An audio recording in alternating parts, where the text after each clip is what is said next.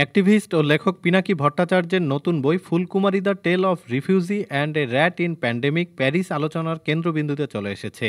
বইটি ইতিমধ্যে অ্যামাজনের historical India and South Asia biography বিভাগে 2 নম্বর বেস্ট সেলার হিসেবে স্থান পেয়েছে।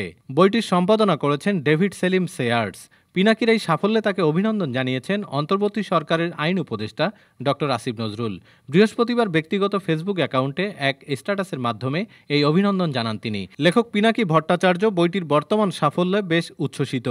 এক ফেসবুক পোস্টে তিনি জানান, বইটি হিস্টোরিক্যাল ইন্ডিয়া আর সাউথ এশিয়া বায়োগ্রাফি সেকশনে 2 নম্বর বেস্ট সেলার হিসেবে গ্লোবাল র্যাঙ্কিং পেয়েছে।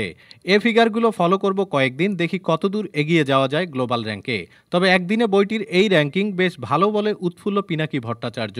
তাই তো ফেসবুকে তিনি এটাও লেখেন, যদি এই বইটা ভালো করে তাহলে লেখালেখিতে পুরোপুরি তিনি মন দেবেন। ডেস্ক রিপোর্ট, আজ বার্তা, ঢাকা।